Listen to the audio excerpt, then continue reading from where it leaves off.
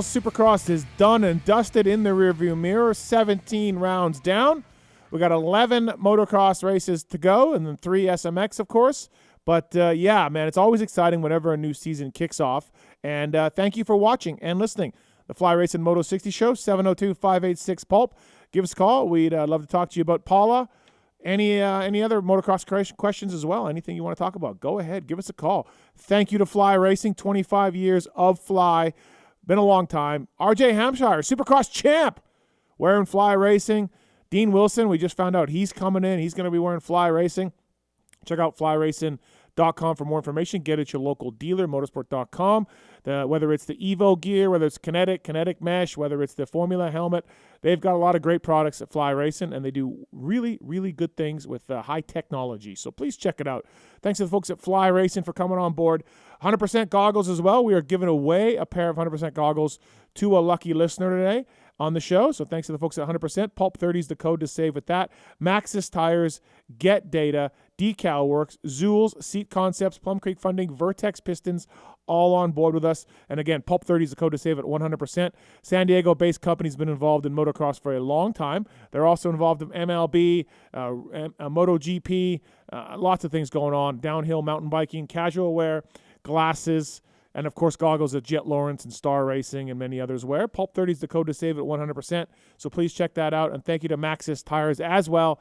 Maxxis.com for more information. Soft, intermediate to hard terrain tires are available. Freddie Noren and John Short are riding for the Mad Parts Kawasaki team this summer, and they are a Maxxis Tire sponsored team. So check out Maxxis Tires, man. Really appreciate those guys for coming on. If you haven't thought about them for a while for a high-end tire, well, please do. We would appreciate it.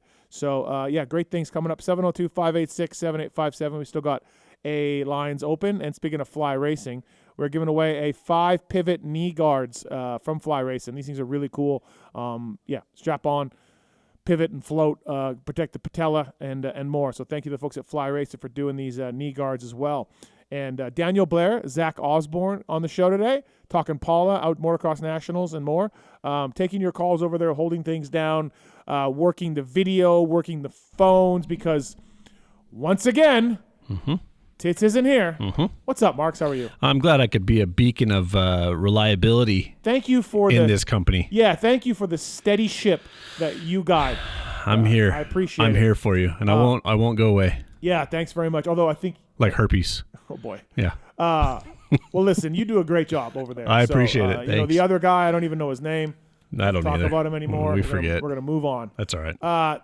Thanks, Marks. Appreciate it. Yep. So, yeah, we're going to do we're going to give away those 100% goggles. We're going to give away the Fly Racing 5 pivot knee guards as well on the Fly Racing Moto 60 show. And, yeah, first up, a man who, he raced some nationals. He's more of a supercross specialist in his day, but he's still familiar with the sport of motocross. It's Orange Brigade, Main Event Moto, Daniel Blair. What's up, DB? That's the first time you've brought me in and brought up my motocross career. Yeah, there's not a lot to talk about with your motocross career, but there was something. There was something. I don't get introed that way often. Yeah, I did race motocross. I did do full 30s plus 2. But no, supercross has always been where my interest is, just because as a racer, timeline-wise, the fairground stuff all started in the summer stuff. There was a lot of money to be made at that time, so yeah. I kind of veered off the outdoors early and just kind of had to survive that way, and it was a natural kind of take to supercross. But man, I sure love it now. Like, I feel different about it, especially the last couple of years. I feel like our tracks are really good, and I feel like they've gotten better as far as prep goes. So no, I'm pumped to get back into it. People ask me, like, what do you like better? And I'm like, you know what? Honestly, by the end of supercross, I'm ready for motocross, and by the end of motocross, I'm ready for supercross. Like, I don't, it's to me, it's just from an interest point of view. Both series as they get near the end wane a little bit for me. You know.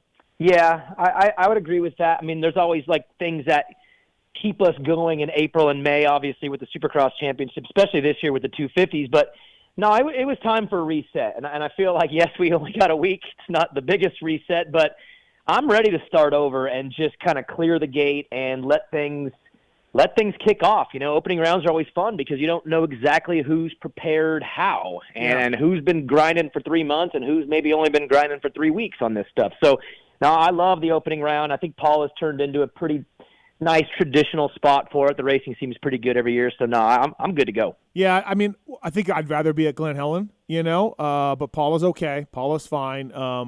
But yeah, I wish that the MX Sports and the Glen Helen people could work things out. I don't think it will ever happen, but that would be great to have that. But Paula's a good substitute, Is that really not a fixable thing? I don't think so, man. Heels dug in. I think so. I think they tried a couple times. And it's not going to happen. But you never know. Never say never, I guess. Hey, so seriously, Jet is the favorite. He's coming off 22 straight moto wins. He's arguably better in motocross than supercross.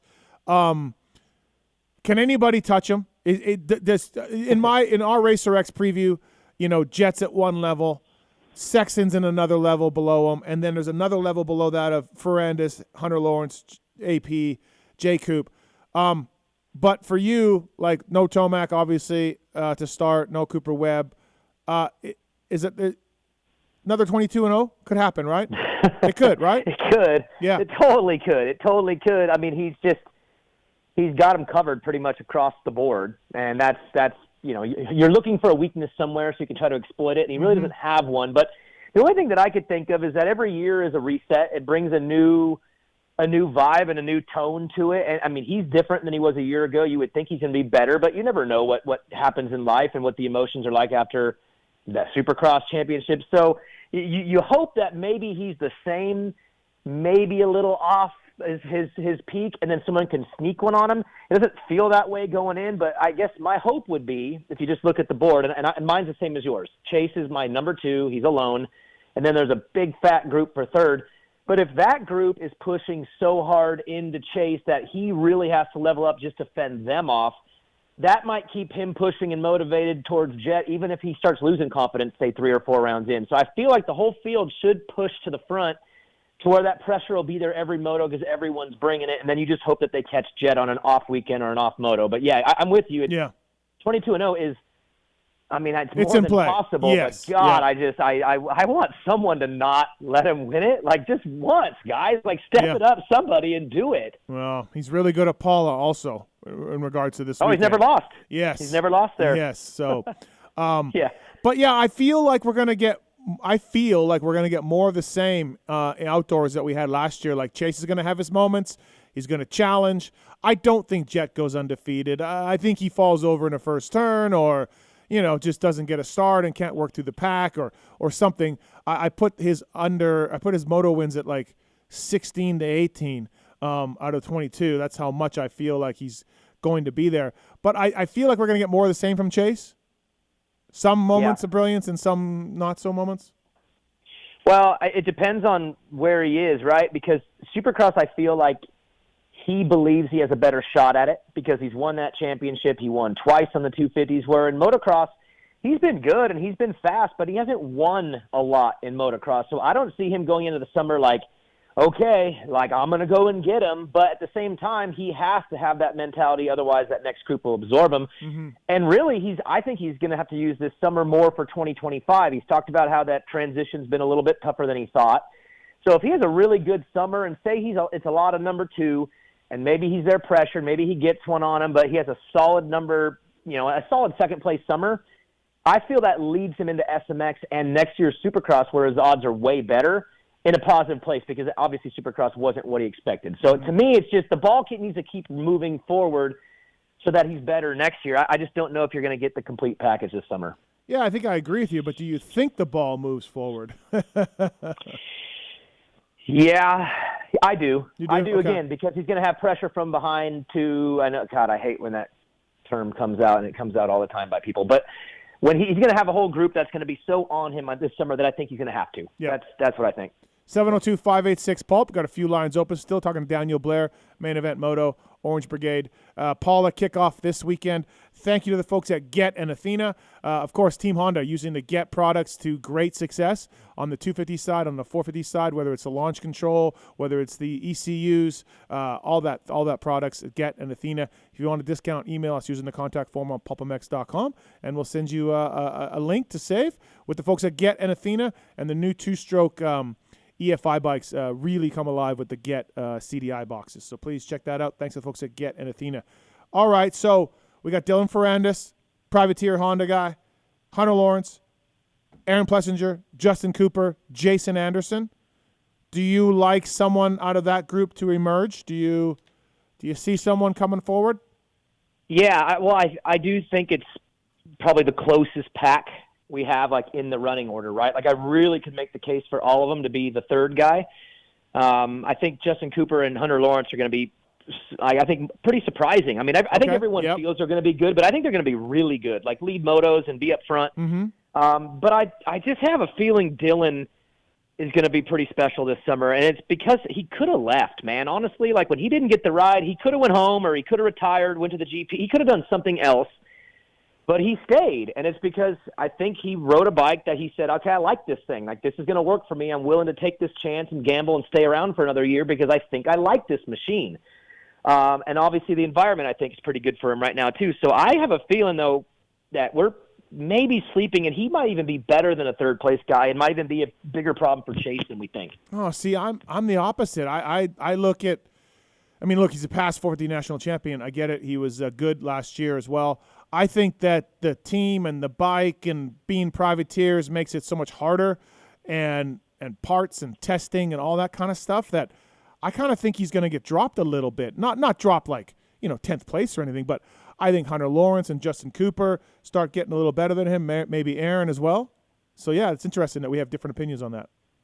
Yeah, I think there's probably going to be a point in the season where it could go two directions, right? Like, if we get in 3 or 4 rounds and it's going well, team chemistry is good, bike's working, and he's up there, then I think they can hold on.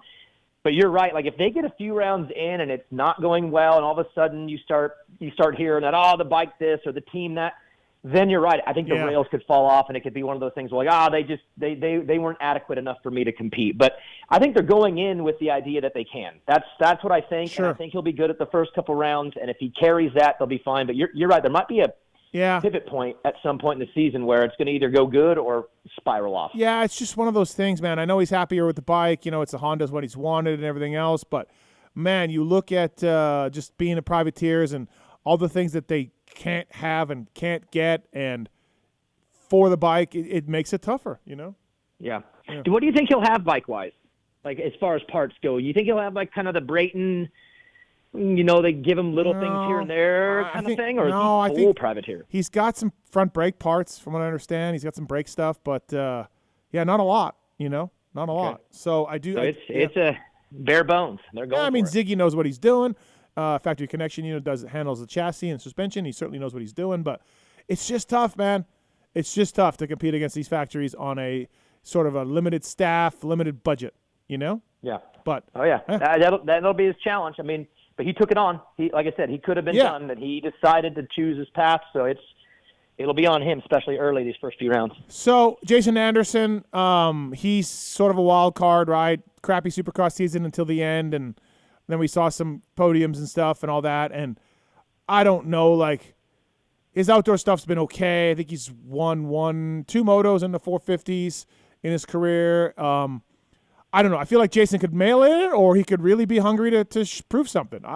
If you told me Jason Anderson was like a third-place guy, I'd be like, okay. And if you told me he was like 7th-place guy, I'd be like, okay, all right. That's how I feel exactly. Right? Yeah, okay. He could get third this weekend. He's really good at Paula, too. I think he could get third, and we'd be like, okay, that's Jason. He tries hard all the time. He's always in there scrapping and fighting, and okay, it makes sense. But I could also see a scenario where all of a sudden it's 6-7, 7-8, 8-6, and you're like, yeah, he's waiting for SMX. I mean, that's another pivot point somewhere in the season where it's like, how long does he hang in there? Because I think the effort will be there early for sure. But that one will be a fun one to watch too, I'd say halfway through. Malcolm Stewart making his return to outdoors. Malcolm and Craig, I think. Well, Christian's been on record already. Christian's been on record already as saying, like, hey, I'm going to start slow. I'm behind. I need time to build. So I'm not looking to, start pounding out a Vital MX thread on Monday morning that Christian needs to give his bike to a privateer guy. But Malcolm should be interesting. He hasn't ridden outdoors for a long time. Yeah, I'm interested in that one too, but I think it's kind of like what I was saying with Chase.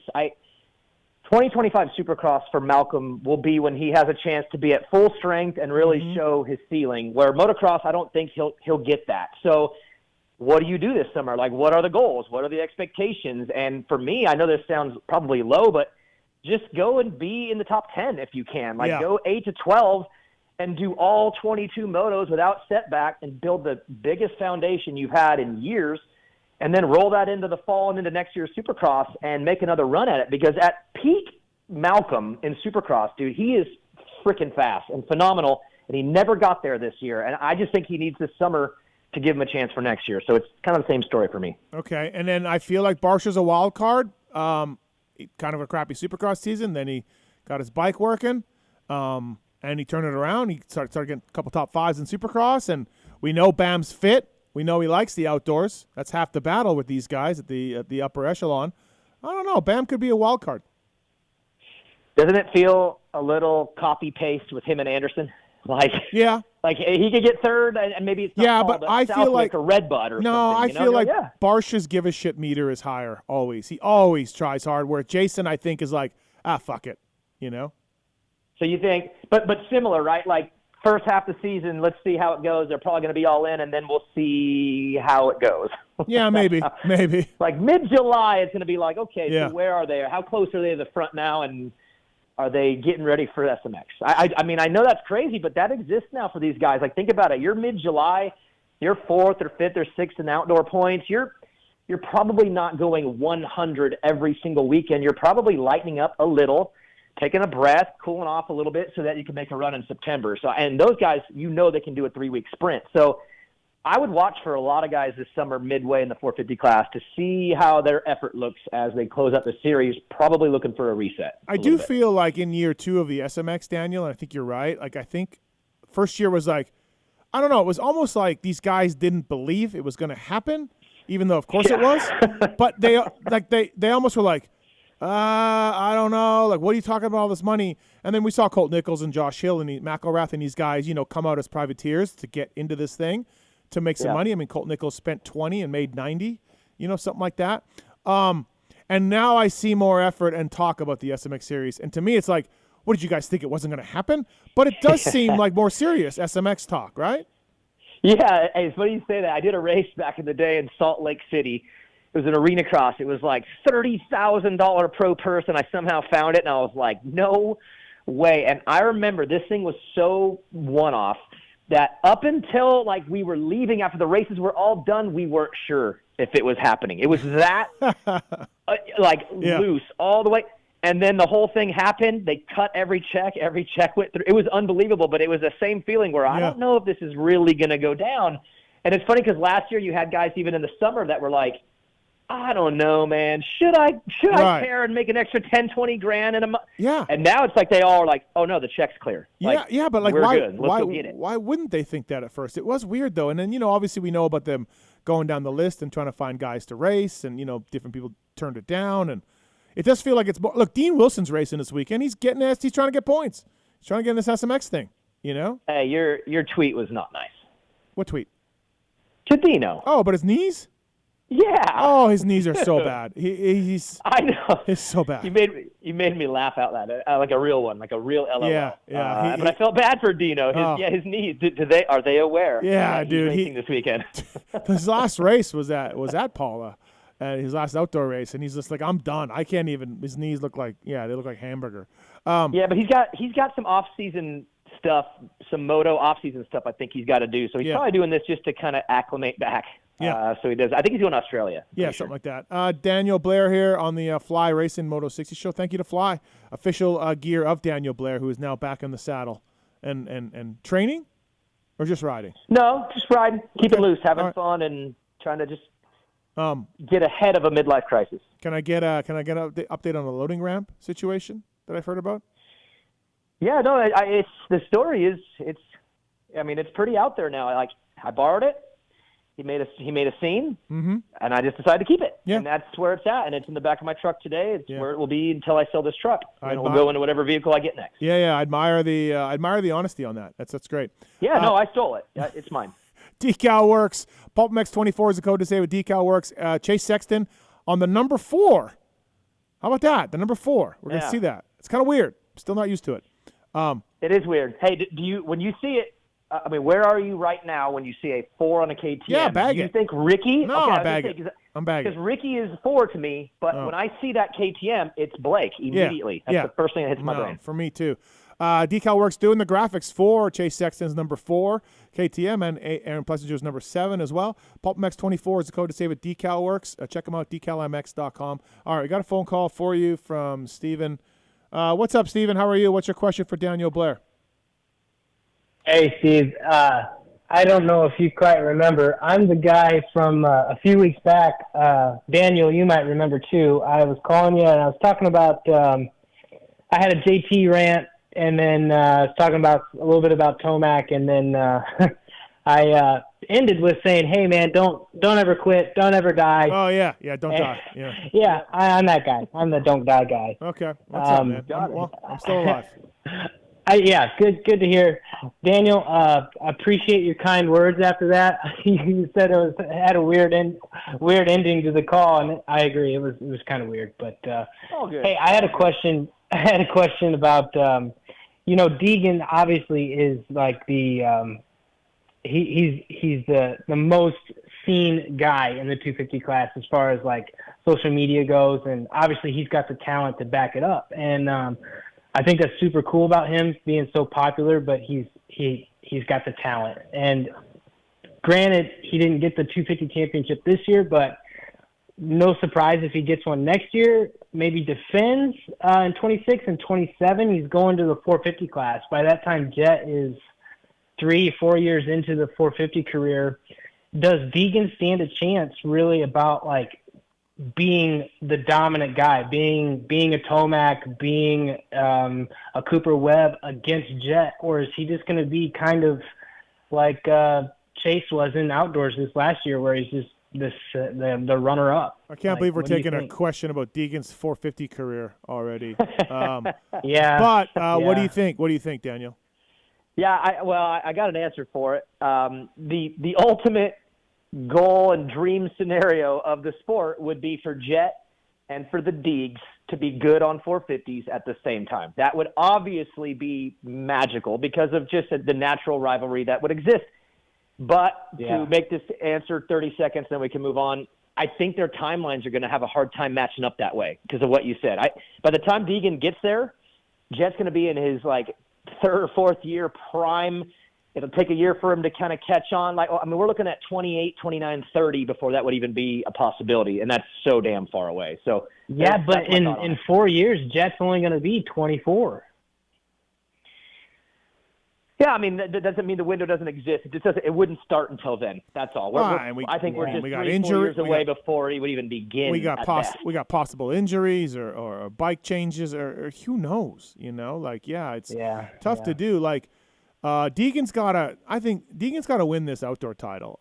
If he wants to, in my mind, if he wants to be on the sort of timeline of Jet, I think he's got to win this outdoor title, or at least, win most of the races, but maybe crash out of a moto that costs him the title. But he needs to win a lot more for me to be like, oh yeah, he's going to challenge Jet.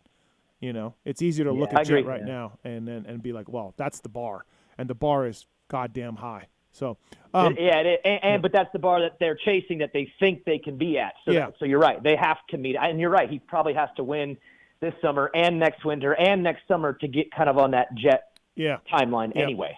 Thanks, Steven. Thanks for the call. Yep. Thank you, man. Yep, no problem. Appreciate it. All right, we got Grant's on 3. What's up, Grant? Thanks for calling Moto 60 Show. Hey, how's it going, guys? Good. I just got a question for you and Daniel. If Tom Vial wins the title, do you guys see like a big influx of Euro riders coming over the next year or two, just now that they see that it's possible? What do you guys think about that? Yeah, we talked about this in the Pulp Show a few weeks ago with Lewis and Kellen. Like the Coonan brothers want to come over, and they will be. Kaida Wolf wants to come over. Vial having no Supercross experience to speak of and winning in year 2. And then Jet coming with his GP background and Hunter GP background. Dylan a couple years ago, GP guy. Daniel, I think if you're like the red, white, and blue, I want American riders to win at all costs, and this is America, your hope is Deegs and I don't know who else. Daniel, right? Who's going to fend them all off? Are you with me, though? Like, they're coming. No, yeah. There's a major international influx right now, and obviously even on the Australian side, there's a lot of young amateur Australian kids wanting to come over here, coming over here, taking shots over here. Their success obviously is probably building a lot of steam towards that. And Tom Vial doing what he did, being a no Supercross guy whatsoever, showing up and winning it year two, that's going to open up a lot of belief over there too, probably to some of the riders that never thought that would be their journey. But here's where I think we got to be careful, and I think all the teams should probably be careful of this as they're looking at it, is Jet and Tom are like tacticians as far as the way they ride. It's very deliberate. It's very efficient, perfect, calculated type of riding. That works indoors. And that's why I think it's translated so well for them, where some of the natural tendencies of guys in the GPs, I've seen some, not all, it's wicked. I mean, they are going for, it's way more American motocross friendly than American Supercross friendly. So I think Tom is maybe given a little bit of false hope to some just because he had no experience, but his style of riding was meant to do Supercross. You can see that. It's so clear now after 2 years. So that's the only thing I would say is be careful of using them as an example of maybe your own path, because not everyone rides like them. Yeah, so Grant, I think there's 3 kids coming. The Coonan brothers. Oh, they're coming. Yeah. So they're good too. They're good. It's not going to slow down either. Yeah, Grant. So I think you got a point there. Thanks for calling, man. Cool. Yep. Hey, Daniel, see you on the Moto Academy live stream Monday? I think so. Yeah. Sweet. All right. Thanks, man. Appreciate it. What are you doing, Daniel? What you got? Going on a live stream to talk coaching on with Moto Academy. Okay. Your best friend. What's that? Your buddy. Moto Academy. AJ, Cat and Joe. Oh, I got no problems with AJ. What? I know. Oh. No, nothing. I mean, your best friend.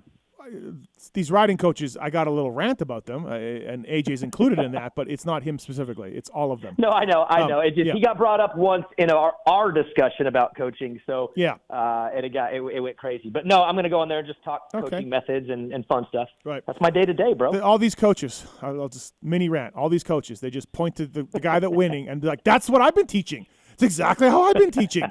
Look at his foot placement. That's what I've been saying." Like these guys, they just fucking kill me. All right. Do it exactly like Villapoto, just like I told you. Yeah, exactly, right. Tom has a request for Weege. Tom, welcome to the show. Weege is not on the line. It's Daniel Blair. But let's hear it. I know, but you guys had the inside line.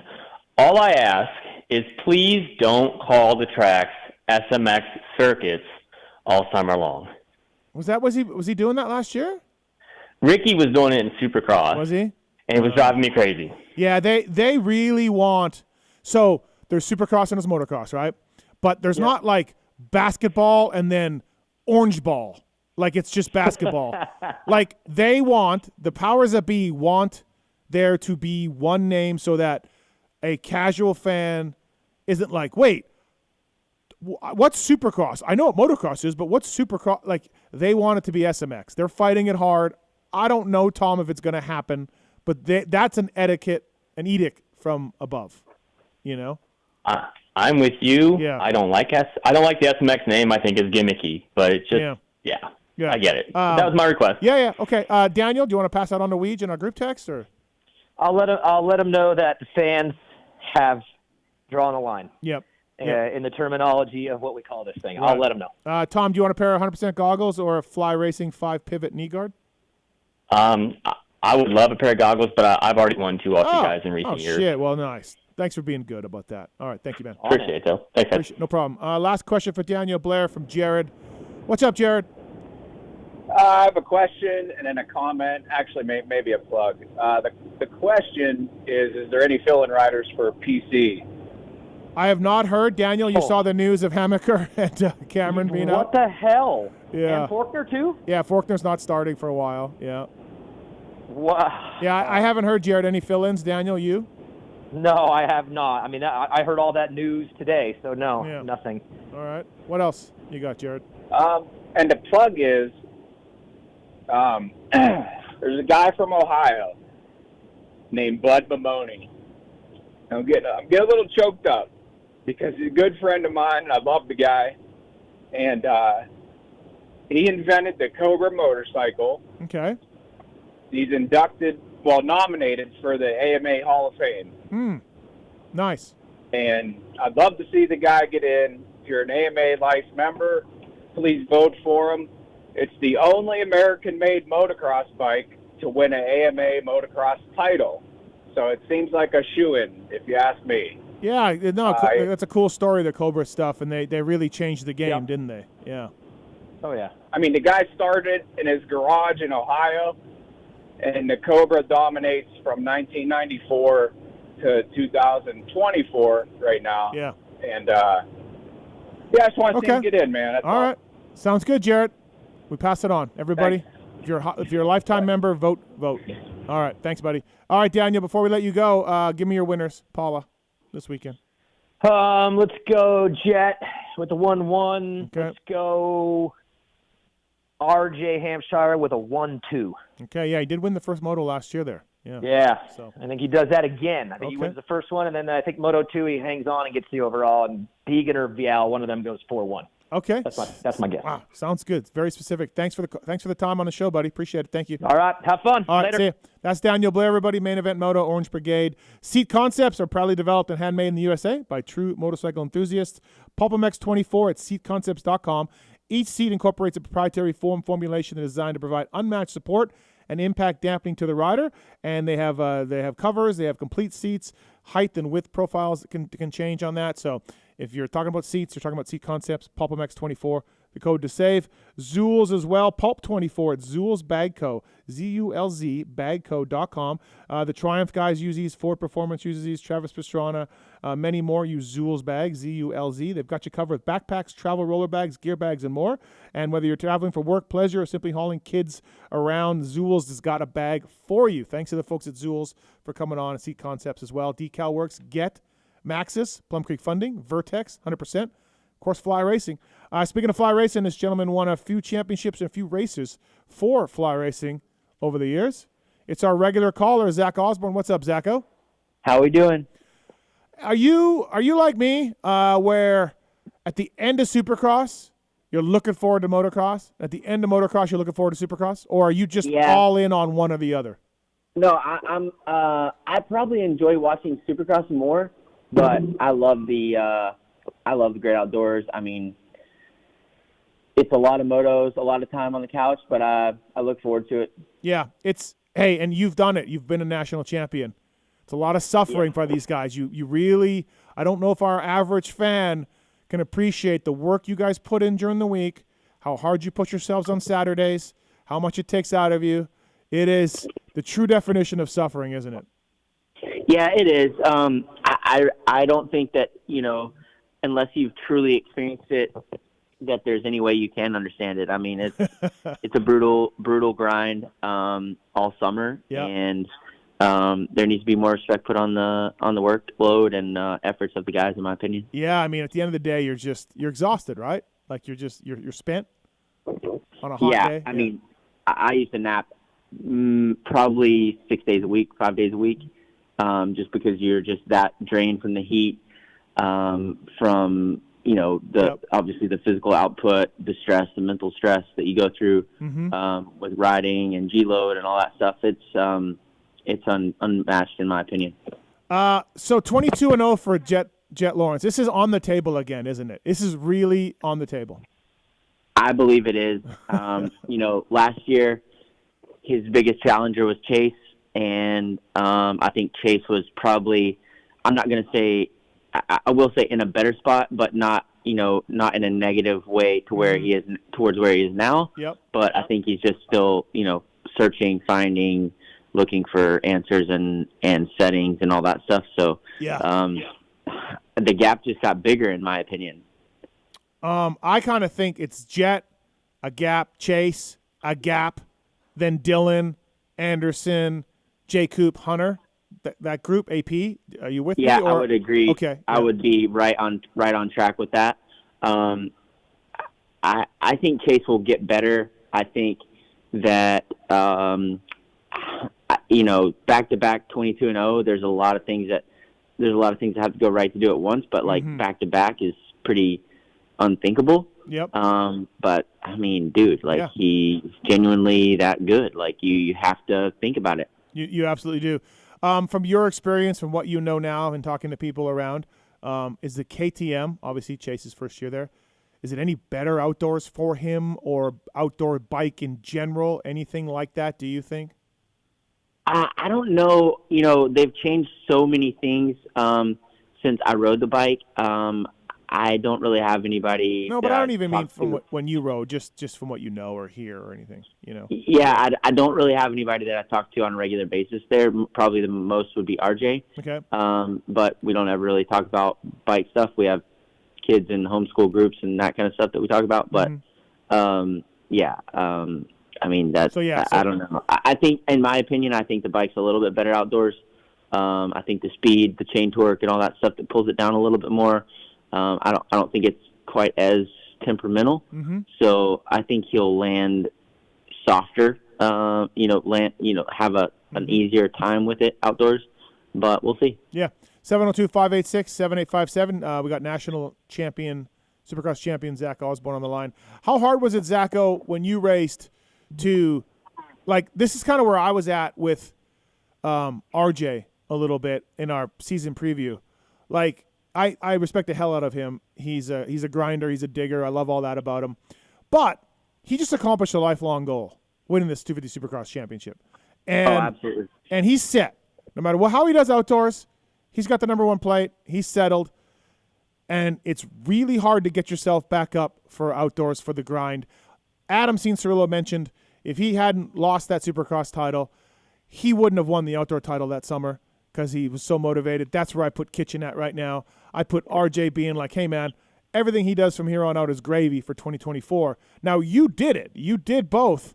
So what's it like?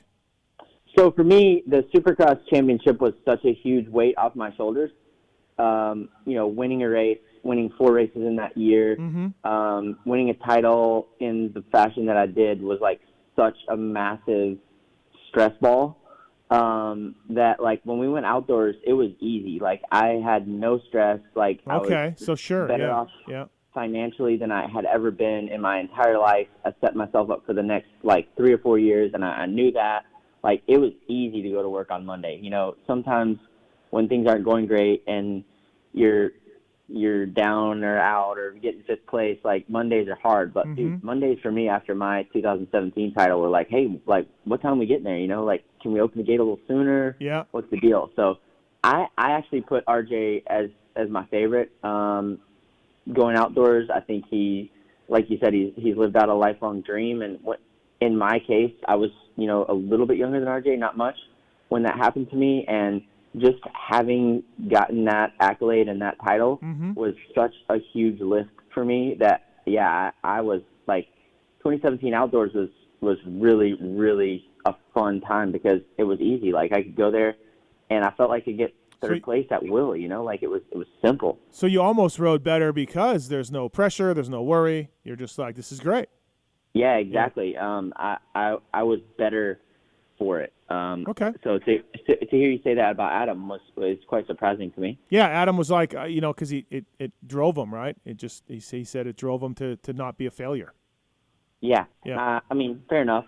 But also, on the flip side, having experienced it, I think he would have.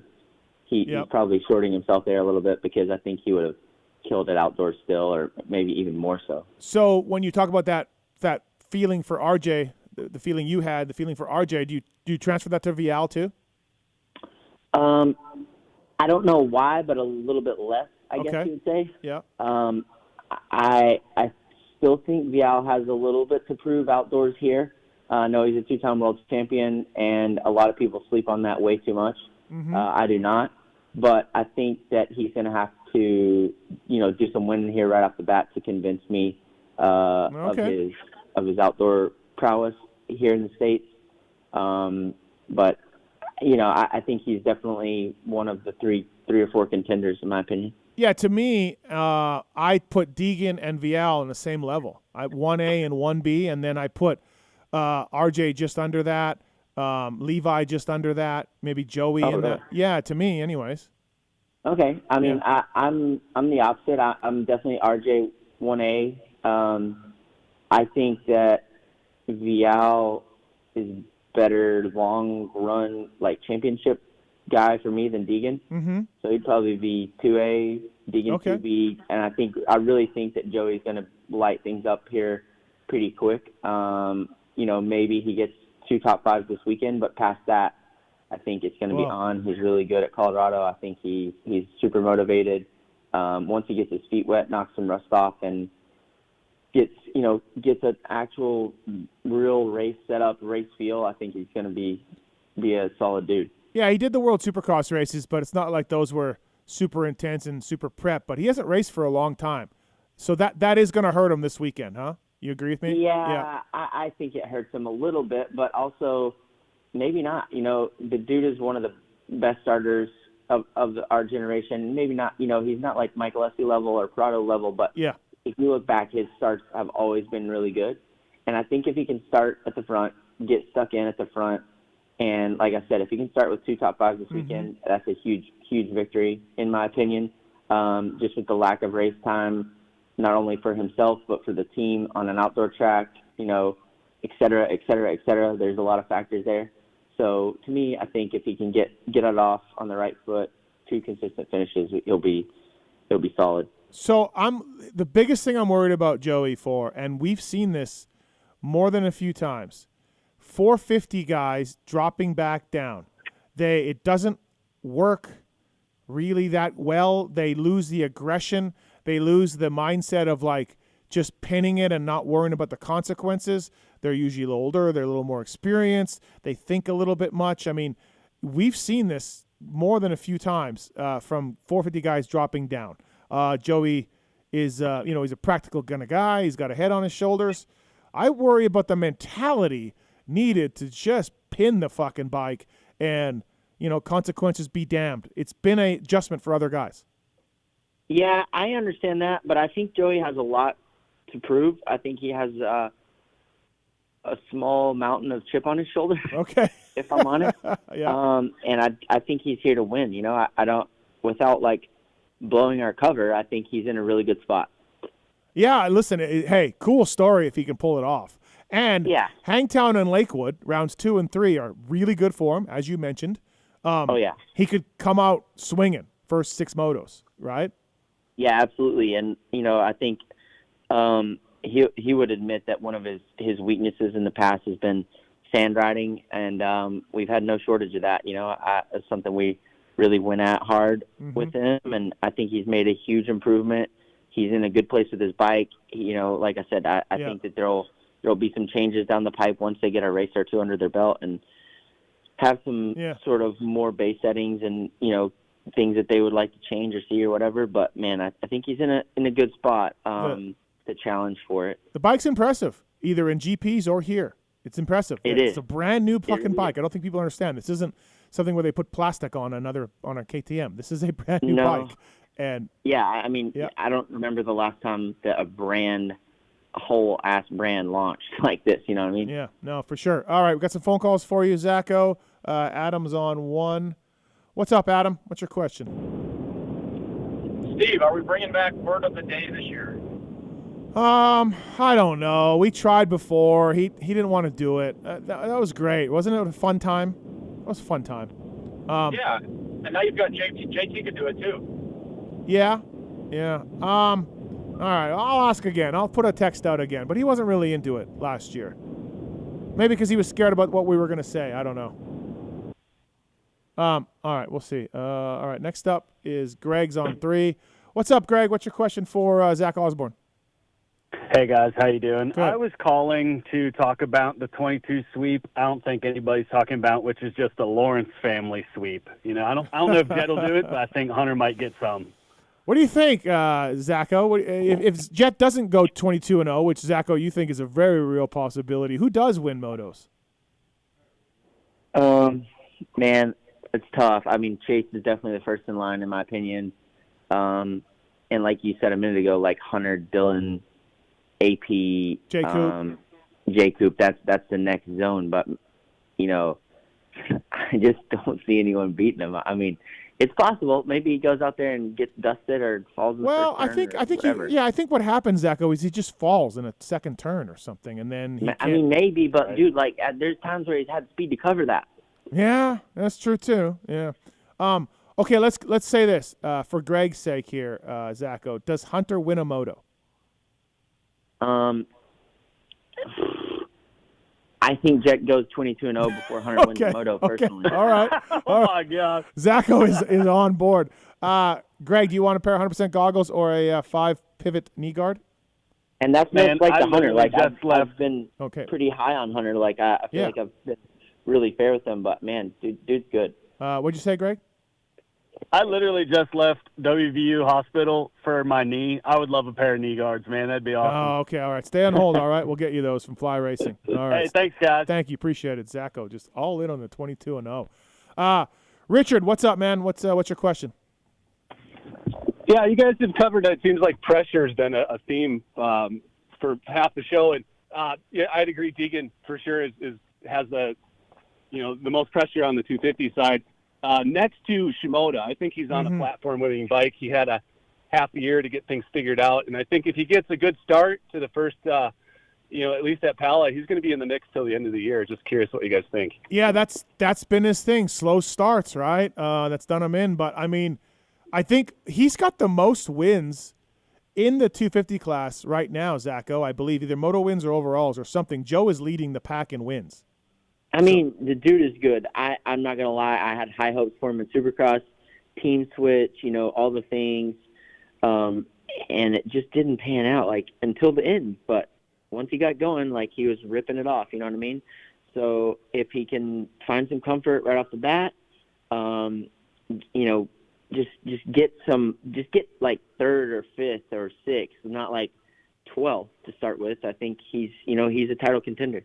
Okay. All right. There you go, man. Thanks, Richard. Appreciate it. Thank you. Still got the 100% pair of goggles to give away here on the Fly Racing Moto 60 show. Vertex Pistons. Thank you to the folks at Vertex. Premier choice for aftermarket pistons, gaskets, and complete engine rebuild kits for ATVs, UTVs, and, of course, dirt bikes. Manufactured Italy, Vertex Pistons are both cast and forged. Zach Osborne winning championships with Vertex Pistons on Rockstar Husky back in the day. They're a member of the All Balls Racing Group, allballsracinggroup.com. Vertex Precision equals performance. Zacho, are you coming to some races with Joe? I'm coming to some races. Yeah, I'm coming this weekend. Oh, wow. Okay. To Paula. I'm going to leave in the morning. And then after that, I don't really know yet. Just kind of pick and choose whatever he wants. Okay. Well, you can tell Joey, too, if he performs this weekend at Paula, he may get a shot on Monday night's Pulp Show. I'll tell him. Yeah. I mean, I know that's big for him, right? He may decline, but you never know. He can't decline. He can't do that. There's no way. Who is a sleeper in the 450 class, Zacho? Who's somebody that we haven't talked about that could maybe get on a podium here? Maybe get a moto win. Or let's back that away because we know where you think. But who's a sleeper we're not talking about for podium guys? It's that we're not talking about. Yeah, I don't know. I don't really have anyone in the back of my mind. I think like for good rides, you got Ty Masterpool who can maybe get in there and get like a fifth or something. Yeah, I don't know. There's not a ton of depth at this point after like 8th or 9th, in my opinion.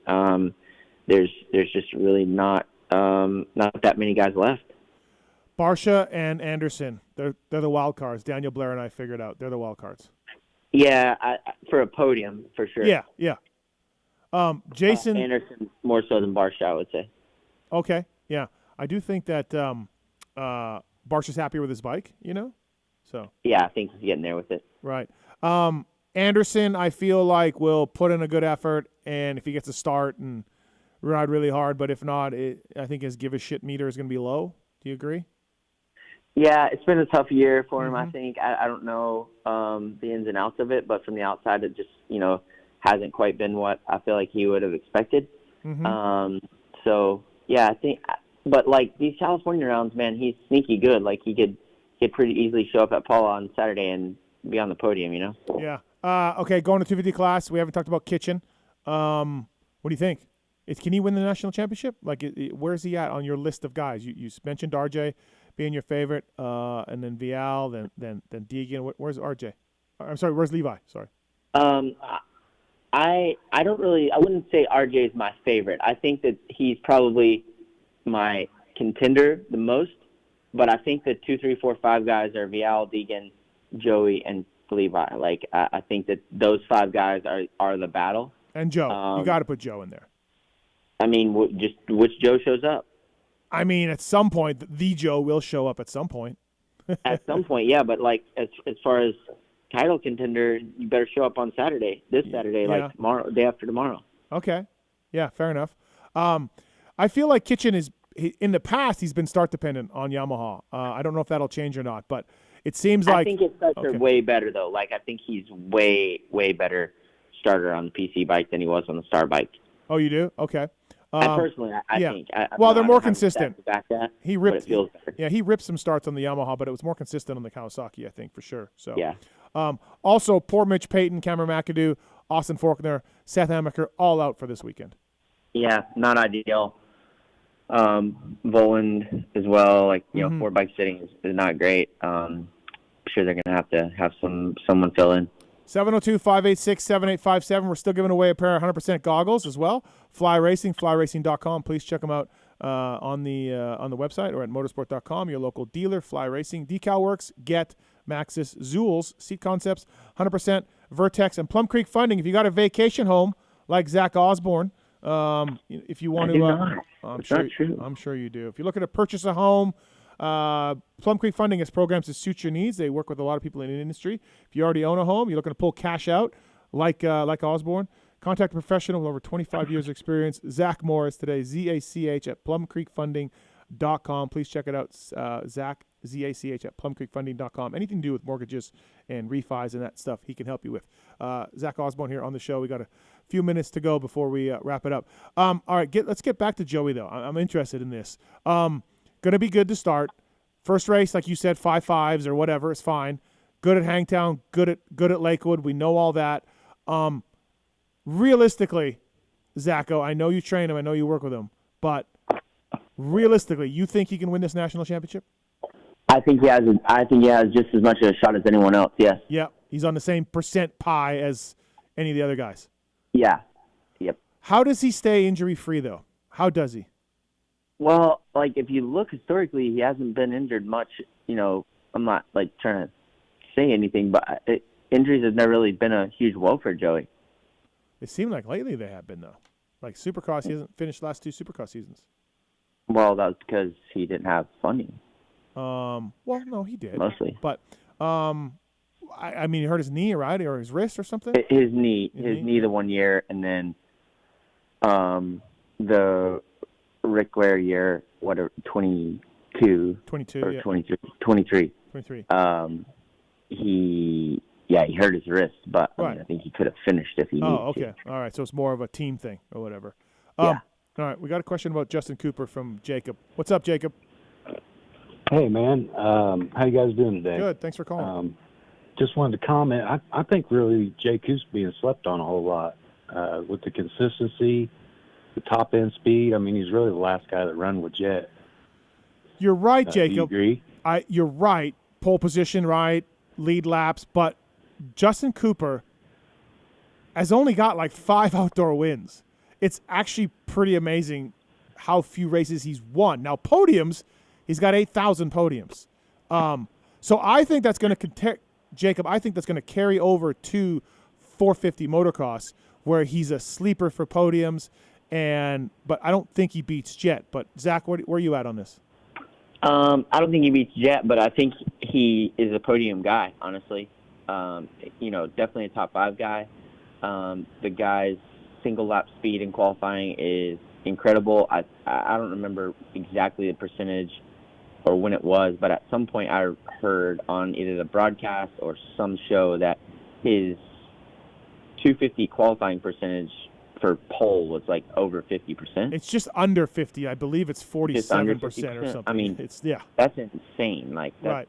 That's speed. I mean, so I think we're talking about Chase's bike and sorry. Go ahead. Sorry.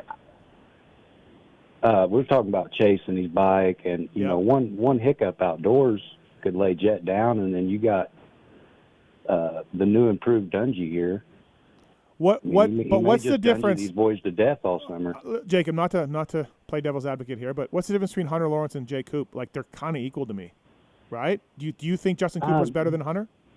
They're very similar, but I believe if I'm going to give the edge, I definitely got to give it to Jay Coop. All right. I mean, MXON. I feel like they're pretty equal. Zacho, what do you think? I think they're very close. I think they're going to battle a lot this summer. The nod for me probably goes to Hunter just because he's won titles and Jacob hasn't. I mean, that's really the only reason. But I think that Jacob's potential, like his ceiling, is really high. I think he hasn't quite really even scratched the surface yet. Jacob, thanks for the call. It'll be good between them two. No, it'll be really good. Do you want a pair of 100% goggles?